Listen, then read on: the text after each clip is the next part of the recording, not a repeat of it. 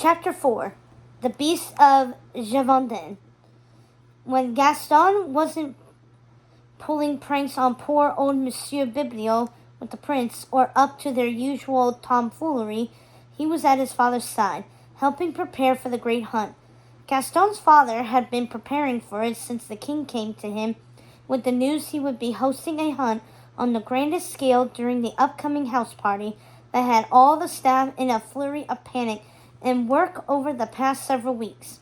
Gaston accompanied his father on his rounds, seeing to the beaters who drove the game out of cover for the shooters to make sure they were outfitted with everything they should need, supervising the arrival of the visiting lord's horses, which had been sent ahead of the lords and ladies, and scouting the best areas to host the various outdoor activities, all while consulting with the king and queen. Gaston couldn't believe how much responsibility his father had and found it inspiring to watch him work. On this particular day, Gaston and his father walked out to a clearing where the builders were putting the finishing touches on the construction of an enormous outdoor pavilion. It had been an ongoing project for quite some months, long before the news of the house party. But when Gaston's father learned he was to arrange a royal hunt, he and the king decided to expedite the process so it would be ready for the shooter's lunch that would be hosted by the queen. Luckily, much progress had already been made on the pavilion, so the builders felt they could have it ready in time. Gaston's father could, of course, have left this to the head builder, just as he could have left the care of the horses to the head groom, and so forth. But Grosvenor knew how important this event was to the king, and he wanted to make sure it was perfect. Gaston had been in awe at his father's attention to detail, astonished by all the arrangements he had to make and things he needed to remember. Gaston felt the weight of his father's responsibilities pressing him as if they were his own, though there was no sign of any of it seeming to face his father. He had never seen such a strong and capable man, always remaining so calm, even gentle, and never cross with anyone, no matter if he was given cause. As they approached the pavilion, they could see from a distance the structure was indeed almost finished, and there were a number of staff members there bringing in the tables, chairs, and other things needed to host the Queen's luncheon. There had even been a special chandelier, fashioned with little mirrors that would reflect the light, imported from a neighboring kingdom.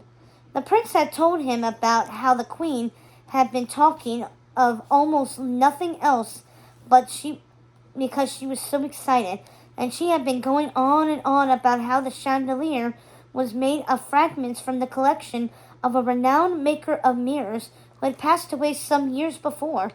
And Gaston's father had just said this morning he knew the Queen had such great plans for the pavilion beyond hosting the luncheon.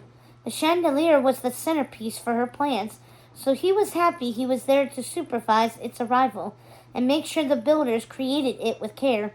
As they got closer to the pavilion, Gaston noticed Mrs. Potts was also there and must have had the same idea. "I see you here to supervise the installation of the Queen's new treasure as well, Grosvenor," said Mrs. Potts, looking very pleased to have run into Gaston and his father. She was such a jolly woman, always with a smile on her face, unless, of course, she was cross with someone. But it seemed the strain of the upcoming events, and even Monsieur Biblio's outburst about the library incident, as he called it, couldn't diminish Mrs. Potts' spirits. "That I am, Mrs. Potts. I know you have a lot to look after in the house, so you can leave this to me if you prefer," said Grosvenor. "It's nice to get outside for a while, Grosvenor. I envy all the time you get to spend outdoors. And how are you, Gaston? Are you ready for the great hunt? Will you be joining your father in his duties attending the king?" said Mrs. Potts, who was somehow able to have an entirely pleasant conversation while simultaneously watching the workers with a hawk eye as they moved the chandelier from the wooden crate. "Gaston will be attending the prince, serving as his loader," said Grosvenor, smiling at his son and patting him on the back. His loader? I am a way better shot than Kingsley. Won't I be allowed to shoot as well? Asked Gaston, whipping his head around in shock. We're servants, Gaston. It isn't our place to shoot with the royal company. And you're not better than the prince, remember that. Grosvenor glanced at Mrs. Potts to see if she would chime in. But Kingsley knows I'm a better shot than him. But I don't think anyone would mind if Gaston joined the hunt, Grosvenor, said Mrs. Potts. I really don't. And he's right, you know. He is a better shot than the prince. He's the best at everything. He takes after you. If he took after me, he would see the wisdom in letting the prince believe he was the best, said Grosvenor. You sound like Mr. Cogsworth, said Mrs. Potts. And I'm not sure how wise that is, especially if it's not the truth. Their conversation was interrupted by the sound of a group of men yelling from the woods. They seemed to be some yards away from the pavilion, but Gaston could hear they sounded panicked as they called to the men working on the pavilion. One of the men came running from the woods, his face filled with terror. Someone, please, get Monsieur Grosvenor, he said, breathless, hardly able to speak. Does anyone know where he is? I'm here. What's the matter? Grosvenor called out as he ran to the other side of the pavilion to see what was happening, leaving Gaston and Mrs. Potts behind. Oh, monsieur, come with me. It's terrible, said the young man. This way. He led Grosvenor into the woods, where a group of men were huddled, looking down at something. At first Grosvenor thought an animal had been mauled by a wolf or some such creature. It was a bloody scene, gruesome and terrible, but he didn't understand why the men were panicking. When he got closer, he realized it wasn't an animal at all, but one of the young men on the outdoor staff by the name of Andre, who Grosvenor liked very much. He couldn't bear to look at the poor fellow lying on the forest floor, caked in blood and dirt, like his life meant nothing at all. What's happened? He asked, realizing he already knew the answer the moment he asked. He had seen an attack like this before, and it made his stomach drop, and his heart raced so fast he thought his eyes might buckle. Grosvenor recovered his nerves and examined what was left of the poor young man's body with shaking hands. He's been lying here since last night. He couldn't keep the tears from falling when he looked up at the grief-stricken faces of the other men, all of them friends with this poor young man who had lost his life. Why didn't anyone tell me Andre was missing? Grosvenor asked, taking off his jacket and putting it over the poor man's face. Someone fetch Jean, he continued. I want to know why he didn't let me know Andre didn't come back with the other builders last night. His voice was cracking, his grief turning to anger and reproach. We thought he was off at the village tavern, Grosvenor. We couldn't have imagined. Grosvenor didn't let him finish. He wasn't the sort of man who cut others off or barked orders. But Jean, the head builder, had arrived, and there was no time to lose. Never mind that. Jean, I want a full count of the outdoor staff immediately, and tell everyone the entire kingdom is under curfew until further notice. Do you understand? No one is to go out after dark.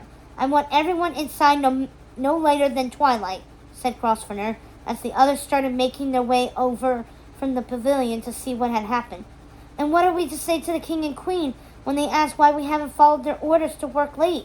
You know we can't stop working at twilight if we're going to be ready for the festivities, Jean protested. The entire house party will have to be cancelled, Jean. I'll talk to the king, said Grosvenor. The small group was now surrounded by the outdoor staff, as well as the maids who were there to help with the preparations of the pavilion, now talking among themselves and asking Grosvenor questions. We can't cancel the party now, surely. What will the king and queen say? Their guests have been traveling for weeks to get here, said one of the maids, who was there to polish the chandelier before it was installed. They will say the beasts of Javondin had returned, and we are under siege, said Grosvenor, making everyone gasp and then fall into an eerie silence just as Mrs. Potts and Gaston came onto the scene. What's this? Are you sure, Grosvenor? Asked Mrs. Potts. Stay back, Mrs. Potts. I won't have you see this. Gaston, take her back to the castle, now, and inform Mr. Cogsworth I will be there shortly to speak with him and the king, said Grosvenor. Can it really be the beast, Grosvenor? Truly? Are you sure? Mrs. Potts looked unsteady on her feet, wobbly, as if she might faint, causing Gaston to put out his arm for her to take it. Gaston, see to Mrs. Potts to get her back to the castle. We will speak of this later, said Grosvenor. Of course, Papa. Gaston put his arm around Mrs. Potts and tried to lead her back to the castle. Come on, Mrs. Potts. My papa will take care of this, said Gaston. He wanted to stay there with his father. He couldn't see what was happening, what had happened to make everyone so scared. But he could tell it was serious. But are you sure, Grosvenor? Mrs. Potts was refusing to budge. She looked as though she was in a trance of fear. I am quite sure, Mrs. Potts. Now let Gaston get you inside. Come on, Mrs. Potts, Gaston said again, giving her a small kiss on the cheek like a loving son. I think you could use a cup of tea.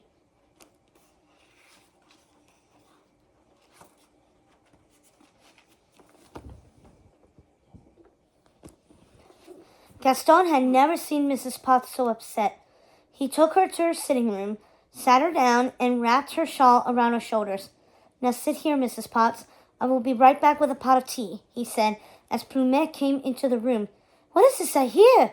Is it true, Mrs. Potts? Is it really? Gaston interrupted Plumet before she could finish. He didn't want everyone plaguing her with questions. Mrs. Potts has had a shock, Mrs. Plumet. My father will be back as soon as he's done talking with the king, and he will explain. Could you please see if one of the kitchen maids could make Mrs. Potts a pot of tea? He asked. At once, she said, running off to the kitchen. Are you all right, Mrs. Potts? Gaston adjusted her shawl and took her hand. He hated seeing her so afraid. She had a far-away look in her eyes that reminded him of the way his father looked sometimes when he sat alone looking at the stairs. Yes, dear. Don't you worry about me. You go see to the other servants, and I'll join you in a moment. But Gaston didn't want to leave her alone. He had never known Mrs. Potts to be afraid, not like this. Come to think of it, he had never seen his father afraid either. Gaston knew this must be serious for Mrs. Potts and his father to be so unnerved. He had seen his father sullen and thoughtful, and maybe even agitated at times, but never frightened, never overwhelmed, and it made Gaston feel afraid. His father's hands had been shaking as he talked to Mrs. Potts, and his face was so stricken with fear and grief, terror and sadness. And now poor Mrs. Potts was in a state so shaken, so unlike herself, he wondered if he should have left his father alone, wondered if his father was safe. If Mrs. Potts didn't need him, he would have gone back to make sure his father was okay. Gaston knew only fragments of the stories surrounding the beasts of Jean Vendôme, even though the stories were well known in their lands. The beast hadn't been heard of for many years, and they had all thought it was dead. It was said to have been a large gray wolf of massive proportions that terrorized the countryside for years. If the tales were to be believed, it hadn't been seen since shortly after Gaston was born. So to him, they were just stories, made up to frighten children into minding their parents like the other fairy tales and legends he and the prince grew up on. The thought that this beast was real sent terror into Gaston's heart. Not because he was afraid of it, but because his father was. His father wasn't, as far as he knew, afraid of anything. Until today. Gaston could hear everyone in the hall talking loudly, panicking about the news that had clearly spread to the castle in the time it took Gaston and Mrs. Potts to make their way back. Where is Grosvenor? Mr. Cogsworth stood in the doorway of Mrs. Potts' sitting room. How do we know this is truly the beast of Jean Vendôme and not simply a wolf attack? Mr. Cogsworth had lost all composure. He was not himself. Calm down, Mr. Cogsworth, please. Mrs. Potts has had a shock, and my father will be back soon to talk to everyone.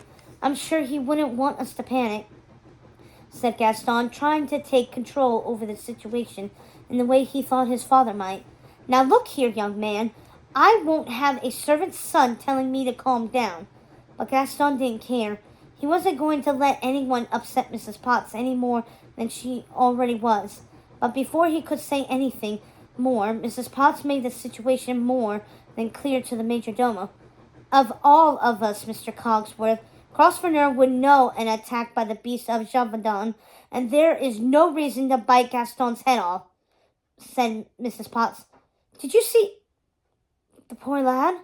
Mr. Cogsworth could barely bring himself to say the words, as if talking about it would make it all real. No, but I trust Grosvenor. He is speaking to the king now, and they will decide what to do, said Mrs. Potts. I am the major domo of this house. It is for me to help the king decide what to do. Mr. Cogsworth's mustache twitched so fast it looked like hands on a clock being wound quickly. The fact was, Mr. Cogsworth was tightly wound, and who could blame him with everything going on? You know as well as I, Mr. Cogsworth, this is Grosvenor's providence. I am sure once he has spoken to the king, you, Grosvenor, and I will meet to discuss how the king wishes to proceed, said Mrs. Potts. She still looked rather pale, and Gaston wished Mr. Cogsworth would leave her alone, but he wasn't about to push him. He was in such a state as it was. Gaston was surprised. Cogsworth hadn't thrown him out of the sitting room. Not that Mrs. Potts would stand for it. Gaston hadn't truly appreciated his father's place in the royal staff until that moment, but he was proud to hear his father was every bit as important as Mr. Cogsworth and Mrs. Potts. Gaston couldn't help but smile when he saw Cogsworth's resignation at Mrs. Potts's words. By the time Gaston's father made his way to the servants' hall, where Gaston, Mrs. Potts, Mr. Cogsworth, and most of the senior staff had assembled, everyone in the castle had already heard the news. They were in a tizzy of panic and full of questions. I was just with the king. He wishes me to inform you all of the curfew that is in immediate effect. No one is to go out of doors after dark for any reason whatsoever. The king expects everyone to obey for their own safety, and that includes you and the prince, Grosvenor said, looking directly at Gaston. He continued, the king has suggested Gaston should take a room in the castle, so neither of them is tempted to sneak out to see each other after dark, and knowing their history, I have to agree. Mrs. Potts, will it be a problem finding Gaston a room? Of course not, Grosvenor. I will arrange a room for both of them, said Mrs. Potts. That won't be necessary, Mrs. Potts, but thank you, said Grosvenor. What is this? Of course you will be staying in the castle with us, Grosvenor. We do not have the room to house all of the outdoor staff within the castle, and I will not stay safely within its confines while my men are at risk. Grosvenor sounded stern and resolute. That's the sort of man Gaston's father was. He was good and honest, and always tried to do the best for his men. Gaston was in awe of his father's bravery. Surely they will be safe in their quarters as long as they don't go out after curfew, said Lumiere. And I will be safe in mine, said Grosvenor. Gaston was proud of his papa, even if the idea of him staying in the cottage on his own frightened Gaston. He was impressed that his father wouldn't hide behind castle walls unless all of his men were with him. But Grosvenor, we are all so frightened. Is it true then, what they say? The beast of Javadon has come back? How can this be? I thought you killed the beast long ago, said Lumiere. I hoped I had, Lumiere, but it seems I did not. Grosvenor looked at his son. Gaston didn't understand. His father never told him he once faced the beast of Javadon. He never mentioned it at all. It seemed like the sort of thing someone would brag about, a story to share by the fire. But his father never even mentioned the beast of Javadon, let alone that he had thought he killed it. Yes, Grosvenor, please stay here with us. The men will be fine, said Mrs. Potts. We need you here to protect us. She still looked so pale and frightened. Gaston could see his father was in an impossible position, but he wasn't going to hide away inside a castle while his men fended for themselves in their cottages in the dangerous woods. My papa will not abandon his men, and I will not abandon my papa. I will stay in the cottage with him, said Gaston. He now realized where his father had gotten his scar. It must have been while fighting the beast of Javadon. He knew his father was brave. He knew he was the best at everything, but this surpassed anything he had imagined. His father really was the most incredible man, and he hoped that one day he would be able to be as brave as him. The king has agreed you will stay in the castle, Gaston. Mrs. Potts will arrange a room for you. And please, everyone, stop plaguing Grosvenor with pleas to stay in the castle. If he feels it is his duty to be with his men, then we must respect his choice. Mr. Cogsworth spoke with conviction, his hands firmly placed on his hips, which put an end to the panicked chatter and endless questions. And all around the hall, eyebrows shot up at his support of Grosvenor. Thank you, Mr. Cogsworth. The king and queen would like to speak with the two of us and Mrs. Potts. But first I need to have a quick word with my son. I will only be a moment. Excuse me. With that, Grosvenor took Gaston by the arm and led him out of the servants' hall. You may use my sitting room, Grosvenor, Mrs. Potts called after them, a worried look on her face. Gaston and Grosvenor took Mrs. Potts up on her offer and used her sitting room so they could speak privately. The room was cold and dimly lit, with the fire having dwindled to embers and none of the candles burning. It felt strange being in there without Mrs. Potts. Listen to me, son. I know you're worried, but I need you here to help Mrs. Potts stay calm. I am counting on you to keep the prince out of trouble. I do not want either of you getting it into your heads to leave the castle after dark. The king is counting on you as well. It was his idea to have you stay in the castle. He knows you're the only person the prince truly listens to. This is a big responsibility, Gaston, but I know you can handle it. I'm trusting you to keep your little brother safe. You've never called him that before, Papa. Why now? Asked Gaston. Because I know you love him like a brother, and I want you to understand how important and serious this is. You would never forgive yourself if something happened to your friend, and I would never forgive myself if anything should happen to you. My heart has been broken once already. Please do not break it again. Promise me, Gaston. You must keep yourself and the prince safe. Grosvenor wrapped his arms around his son, almost desperately, as if it might be the last time. I promise, Papa, said Gaston, returning his father's hug, sensing the weight of what was happening, even though he had a feeling his father wasn't sharing everything. Very well. I must go with Mr. Cogsworth and Mrs. Potts to speak with the king and queen. You be a good boy and do what Mrs. Potts says, Grosvenor said, giving him a kiss. I'll see you in the morning for breakfast. Gaston lingered in Mrs. Potts' sitting room for a moment after his father left, thinking about everything he had just heard. He couldn't remember seeing his father so scared before, so serious, and he couldn't help but feel there was more to this than what his father or Mrs. Potts was saying. But he also couldn't say why he felt that way. It was just something in the way they were acting, something they were not saying in the looks in their eyes. Gaston, there you are. Did you hear? You're staying in the castle. I insist you be allowed to stay in the room that's connected to mine, said the prince, bounding into the room as if they weren't in the middle of a crisis. I assumed Mrs. Potts was going to arrange a room in the servants' wing, said Gaston in surprise. Don't be ridiculous. I just told Mrs. Potts to make the blue room ready. Don't worry, my mama and papa don't care. It was papa's idea anyway. Can you believe our luck? A chance to hunt the beast! The prince seemed rather more jovial than he should have been, acting as if someone hadn't just died. I'm not sure poor Andre would agree with you, said Gaston, remembering the body with the coat over it, the look of terror on his father's face. Besides, we're not going after the beast, Kingsley. I promised my father we would stay inside and keep safe. Since when do we follow rules? Come on. This is just the sort of adventure we have been waiting for. A real adventure. We're ready, Gaston. The prince was so cavalier about it, Gaston was almost ashamed of him. How could he be thinking of this as an adventure? Didn't he see how frightened everyone was? His friend was not taking this seriously. But then again, there was very little he did. We are not ready, Kingsley. Leave the beast to my father and his men, said Gaston, feeling frustrated with his friend. But before he could say more, Lumiere opened the door and peeked into the room. And what are you two up to? Asked Lumiere, narrowing his eyes at both of them.